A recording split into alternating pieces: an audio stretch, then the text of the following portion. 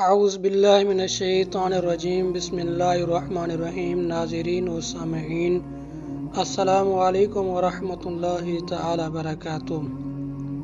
آج ہم سیرت مصطفیٰ کی دوسری قسط سنیں گے۔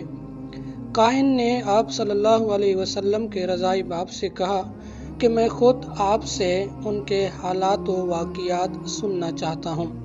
اس کے بعد انہوں نے سارا قصہ بیان کیا۔ جب وہ اپنی باتیں ختم کر چکے تو کاہن جمپ لگا کر آگے آئے اور اپنے سینے کی طرف ان کو کھینچا اور پھر بلند آواز کہنے لگے، اے عرب والو، اے اولاد سعد، اس بچے کو قتل کر دو۔ قسم ہے لات و عزیٰ کی۔ لات و عزیٰ ہندو کے دو بڑے بتوں کا نام تھا۔ انہوں نے قسم اٹھائی کہ قسم ہے لات و عزیٰ کی، اگر تم نے اس کو زندہ چھوڑ دیا اور تمہاری عمریں اس کے عہد تک اور تبلیغ تک رہیں تو یہ ضرور تمہارے دین و مذہب کو بدل دے گا۔ یہ تم کو اور تمہارے اسلاف کو بے وقوف بتائے گا اور ثابت بھی کرے گا۔ حضرت آمنہ نے کہا، اے حلیمہ، اس بچے کے بارے میں اطمینان رکھ، یہ برکتیں اور سعادتیں ساتھ لانے والا ہوگا۔ نیز جو واقعات دیکھ چکی تھیں اور جو کچھ آپ کی ولادت کے سلسلے میں کہا گیا تھا ان کو بیان کیا، اور یہ بھی بتایا کہ مجھ سے 3 راتوں سے کہا جا رہا ہے کہ اپنے بیٹے کو ابو ذہیب کی اولاد سے دودھ پلوانا۔ حضرت حلیمہ نے فوراً کہا، میرے ہی باپ کا نام تو ابو ذہیب ہے۔ پھر وہ گدھی پر اور ان کے شوہر اونٹنی پر سوار ہوئے اور وہ دونوں وادی سرور میں اپنے ہمراہیوں میں آ گئے۔ وہ لوگ تفریح میں مشغول تھے کہ یہ دونوں پہنچ گئے، اور تو نے پوچھا، اے حلیمہ، کیا تجھ کو کوئی بچہ ملا ہے؟ انہوں نے کہا کہ میں نے ایسی خیر و برکت والا بچہ لیا ہے جو اپنی مثال خود ہے۔ وہ کہتی ہیں کہ ہم ابھی پڑاؤ ہی پر تھے کہ میں نے دیکھا کہ کچھ عورتیں ابھی سے ہی حسد کرنا شروع ہو گئی ہیں۔ آپ صلی اللہ علیہ وسلم حضرت حلیمہ کی رضاعت میں 2 سال رہے، پھر دودھ چھوٹ گیا۔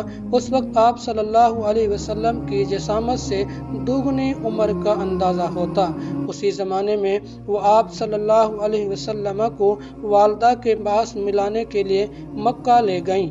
اسی راہ میں جب وہ وادی صدر میں پہنچی تو حبشہ کے کچھ لوگ مل گئے اور حلیمہ بھی ان کے ساتھ چلنا شروع ہو گئی۔ ان لوگوں نے خاص توجہ سے آپ صلی اللہ علیہ وآلہ وسلم کو دیکھا، حالات پوچھے۔ کندھوں کے درمیان مہر نبوت اور آنکھوں میں سرخ ڈوروں کو دیکھ کر حلیمہ سے پوچھا کہ ان کی آنکھوں میں کچھ تکلیف ہے؟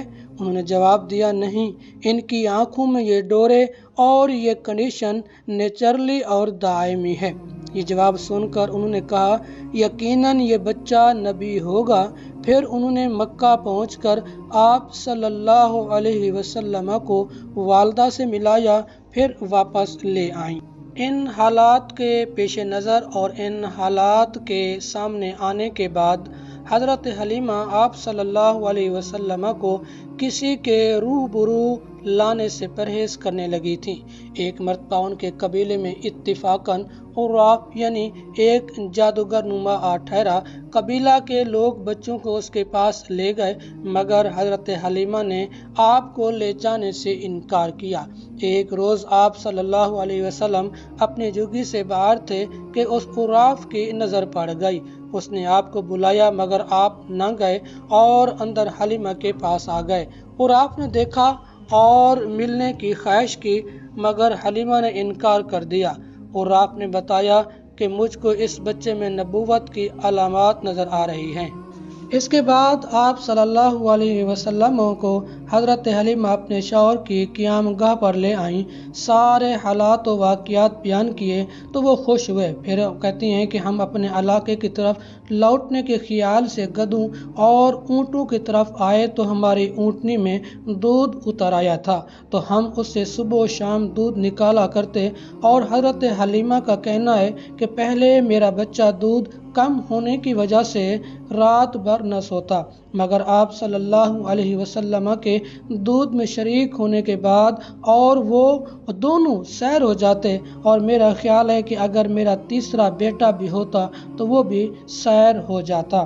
حضرت حلیمہ سعدیہ آپ صلی اللہ علیہ وسلم کو اپنی رضاعی بہن شیمہ کے ساتھ دوپہر کو چراگاہ ان کو دیکھا تو آپ نے ان کو تلاش کرنے کے لیے نکلیں، اور جب ان دونوں کو پایا تو آپ نے ان کو کہا کہ آپ اپنے بھائی کو اس گرمی کے اندر کیوں لے کر گئیں؟ حضرت شیمہ نے جواب دیا، امی جان، بھائی کو گرمی نہیں لگتی۔ انہوں نے پوچھا کیوں نہیں لگتی؟ تو انہوں نے کہا کہ میں نے ایک بادل کا ٹکڑا دیکھا، جب میرا بھائی چلتا تو بادل کا ٹکڑا بھی ساتھ ساتھ چل کر ان کو سایہ کرتا، اور جب میرا بھائی رک جاتا تو بادل بھی سایہ کرنے کے لیے رک جاتا۔ حضرت حلیمہ نے کہا، اے میری بیٹی، کیا تو سچ کہہ رہی ہے؟ اس نے کہا، ہاں میں سچ کہہ رہی ہوں، میں نے یہی دیکھا ہے کہ جب میرا بھائی چلتا تو بادل بھی چلنا شروع ہو جاتے، جب میرا بھائی رک جاتا تو بادل بھی ان کو سایہ کرنے کے لیے رک جایا کرتے تھے۔ حضرت حلیمہ آپ صلی اللہ علیہ وسلم کو پیاری لوری دیا کرتی تھیں۔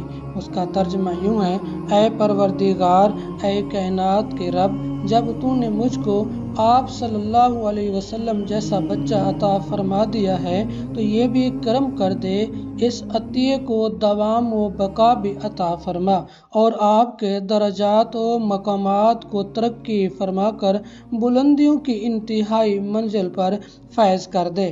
حضرت حلیمہ سعدیہ کہتی ہیں کہ میں آپ صلی اللہ علیہ وآلہ وسلم کو رائٹ چھاتی پیش کرتی دودھ کے لیے تو آپ اس سے دودھ پیا کرتے، لیکن جب میں ان کو لیفٹ سائیڈ دیا کرتی تو آپ دودھ نہ پیتے تھے۔ یہ اس بات کی طرف اشارہ تھا کہ آپ عدل و انصاف کو پسند کرتے تھے شروع سے، کیونکہ اس دودھ کے اندر ایک اور بھائی کا بھی حق شامل تھا۔